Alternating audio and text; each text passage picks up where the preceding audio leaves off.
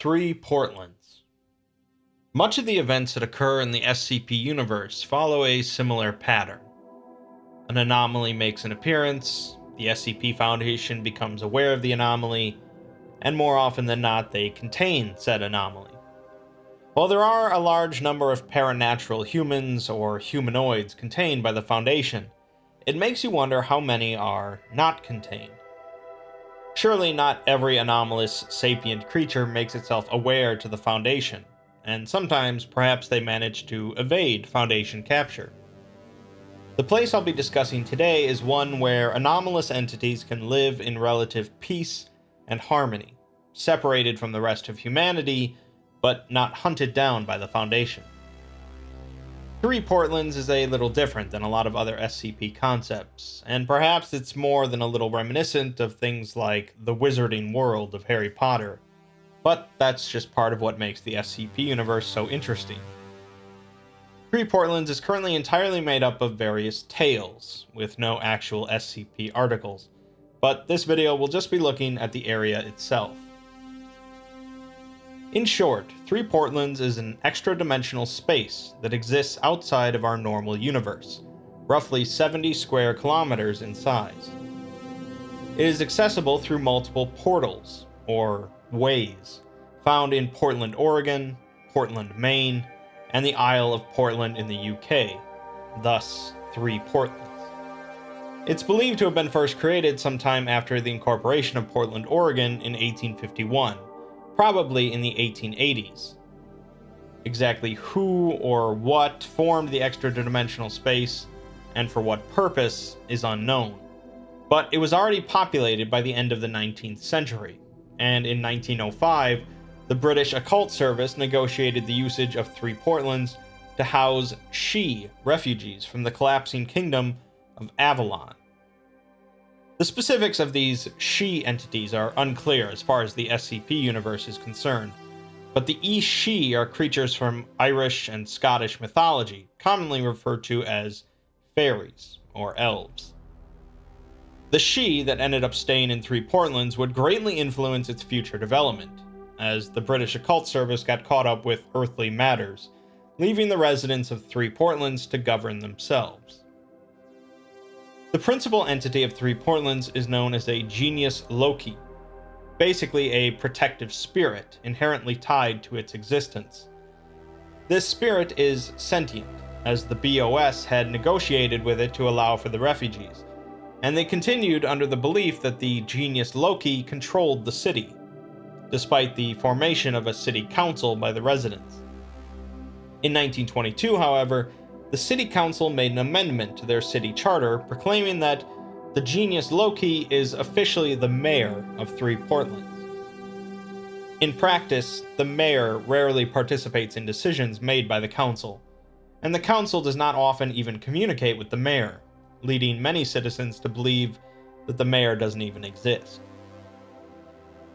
Without any sort of policing agents within the city, however, paranormal criminals began using 3 Portlands as a safe haven to evade earthly authorities, particularly US custom agents, who were unaware of the existence of the city.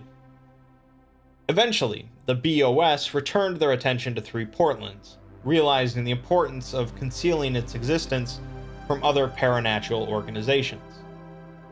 Despite their efforts, however, the US government became aware of 3 Portlands in 1929, after Prohibition agents tracked a bootlegging group known as the Chicago Spirit to the city.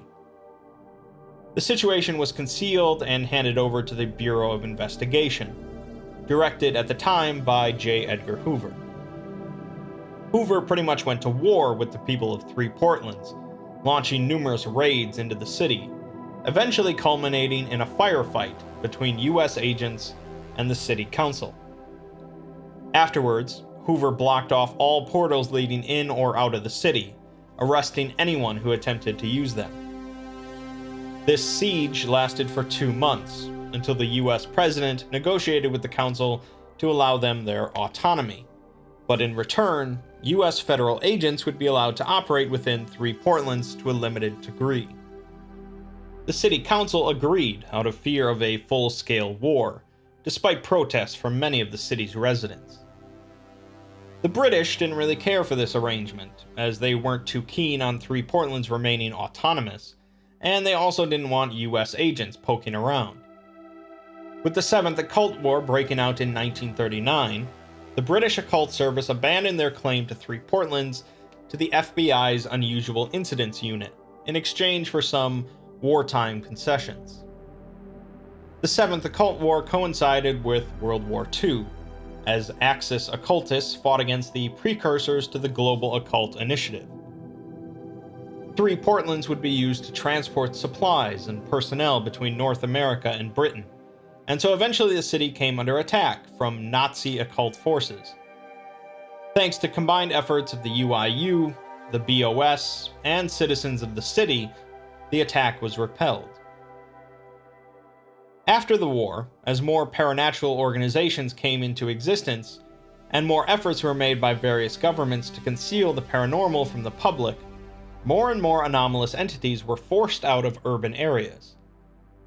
Many of the entities found refuge in 3 Portlands, and in 1956, Prometheus Laboratories began using the city for their parascientific research. Things went pretty smoothly for 3 Portlands after that, with the UIU and the GOC both letting the city retain most of their autonomy, and both working to conceal the city's existence, primarily from the group they considered the greatest threat to 3 Portland's autonomy, the SCP Foundation. Although the UIU is often looked at as an incompetent organization, it's quite impressive that they managed to conceal 3 Portlands from the Foundation until 1970. Because of this, the UIU were seen quite favorably by many 3 Portlands residents, and a number of them would join the UIU as irregular agents. Despite the fears associated with the Foundation, though, 3 Portlands continued to exist much as it had been. The paratech industry continued to grow in the city for some time, until the GOC decided they wanted a bit more oversight into what was going on in that field, so they formed their own free port called UrTech, where paranormal companies could develop technology sponsored by the GOC. In the wake of the Cold War, with the GOC bailing out a number of paratech companies in UrTech from bankruptcy, the waning paratech industry in 3 Portlands effectively collapsed. At the same time, a group known as the Lighthouse Mafia grew to prominence for their illegal smuggling of paratech through 3 Portlands. Things began to recover for 3 Portlands around 2000, when a native citizen named Vincent Anderson started a company known as Anderson Robotics. Anderson Robotics became one of the most successful paratech companies, and Anderson made a number of generous contributions to the city. Since Anderson was well loved by the people of 3 Portlands, he knew he could circumvent and eventually disregard a number of restrictions on paratech development without the UIU acting against him. Due to the laws in place that only the UIU have overarching criminal jurisdiction in 3 Portlands, the Foundation couldn't do much against Anderson either. This changed in 2018, however, when it was discovered that Anderson had used androids to infiltrate the US government. An arrest warrant was issued, and Anderson disappeared, although his company still continued to run. In 2024, Anderson was finally captured by a joint task force between the Foundation and the UIU during a raid on the Anderson Robotics headquarters in downtown 3 Portlands. The overt action led to a sharp decline in the UIU's popularity amongst the residents. That about covers it for the broad topic of 3 Portland's history, so let's move on to talking more about the city itself. Due to the formation of the pocket universe where 3 Portlands is located, it's possible to see any point of the city from any other point, making it extremely disorienting for newcomers. There are no natural astronomical or meteorological events in the city, but the mayor, the genius Loki that controls 3 Portlands, somehow provides a day-night cycle and various weather events. The sun position is roughly linked to Portland, Maine, and the weather, generally rain, emulates the current weather of the 3 Portland regions on Earth. Most curiously, the ground surface of the city constantly expands away from the city center at a typically imperceptible rate. Additionally, approximately 3 miles from the city center in all directions is an impassable, invisible barrier placed by the mayor. The ground continues past it for a while, until it eventually degrades into the nothingness of unspace. The barrier therefore marks the outer edge of the city, but buildings are continually, albeit slowly, pushed out of this barrier. This limits the maximum size of the city, as well as forcing inhabitants to continue to construct new buildings. There are some structures that are anchored in place, however, and do not move along with the other buildings, creating other problems in regards to street grids and the ground surface. Most of these anchored buildings were created by the mayor, although some have been created by certain residents. The city center is a large anchor point from which the expansion stretches outwards, and so it's the location of various government buildings. The immediate space around it is devoted to a public park, due to being the most affected by the expansion. Other anchor regions include Prometheus Plaza, Memorial Park, and the campus for the International Center for the Study of Unified Thaumatology. Although the UIU are responsible for any criminal investigations within the city, 3 Portlands does have their own local police department, consisting of a small number of officers, supplemented by volunteers, and security golems.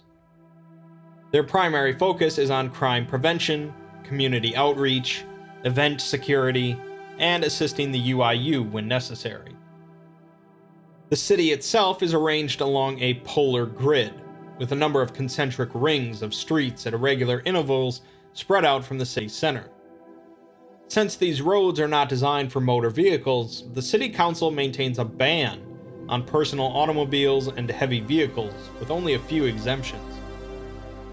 Several cab companies instead operate auto rickshaws, which are capable of navigating through 3 Portland's narrow streets. There is also a mass transit system based on trolleys that run along all the major streets, which are free to use for anyone except for members of the UIU, who have to pay $20 a month. This money apparently goes to the J. Edgar Hoover Defamation Fund. Speaking of currency, there is no local currency for 3 Portlands, so instead most business is conducted using the US dollar and the British pound sterling. The barter system is also alive and well in the city, but often involves something called a GIAS contract. There are some specific details associated with it, but basically it's a limited form of mind control that forces an individual to follow through on a contract. This ensures that a deal properly goes through, but due to its potential for abuse, there have been calls for the outlawing of GIAS contracts. Water and electricity are all provided to the city by the mayor, but communication networks are not, making them a bit rougher around the edges. There is a citywide intranet that is not connected to the global internet, allowing for open communication between residents. This intranet has its own forms of social media, the most popular being Void, a local clone of Twitter. Prometheus Labs was responsible for providing connections to the global internet, and after the company's breakup, the city purchased a 50% stake in the subsidiary responsible for the internet connections, turning it into a municipal ISP. Outgoing internet traffic is required to pass through UIU filters to make sure the global public doesn't learn anything they shouldn't, which slows things down. I mentioned security golems before, as artificially created golems comprise almost the entire labor force in 3 Portlands. The local golem makers union, Golemancy United, maintains significant political and economic power in the city because of this. Golems are involved in manufacturing, construction, sanitation, and transit, allowing many residents to pursue creative and scientific endeavors in lieu of working. This, of course, has led to widespread unemployment across the city, as Golemancy United has fought to put off any ordinances about restricting the number of golems a company can employ. This is why the paratech industry is so prominent in 3 Portlands, as golems can't handle the sensitive manufacturing of paranatural technology. There is a large number of venture capital funded startups throughout the city, most failing within the first few months.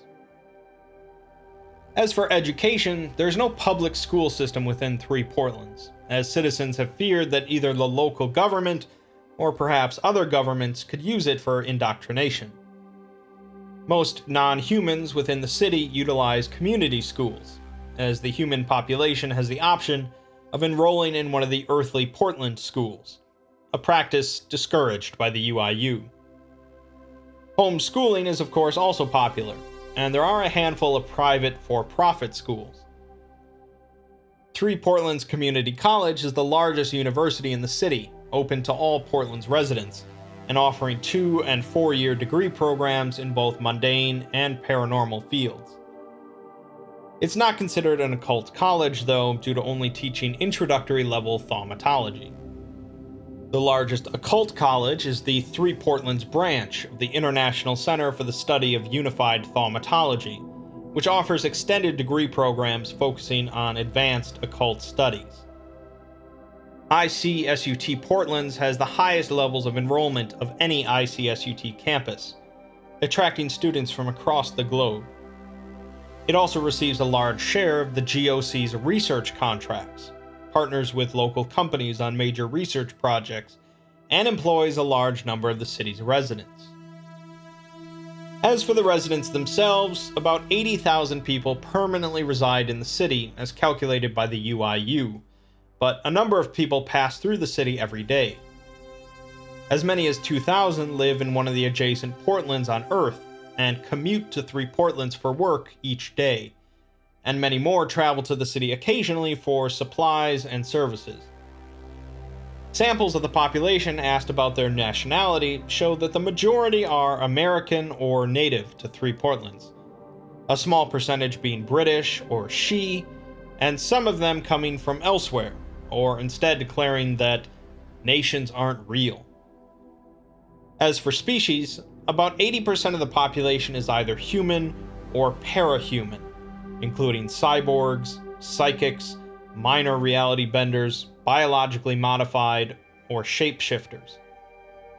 13% are She, 3% are ghosts, and the rest are either intelligent animals, amorphous shapeshifters, spirits, major reality benders, or conceptual entities. Individual expression and liberty is highly valued among the residents, most of them distrustful of authority. Almost half of them identify as having no religious affiliation, although only 5% identify as atheists, and 3% identify as anti-theists, individuals that believe in one or more gods and possess a desire to destroy them. The largest conventional religion is She ancestor veneration, with about 12% of the population, and Maxwellism, a branch of the Church of the Broken God, with 11%.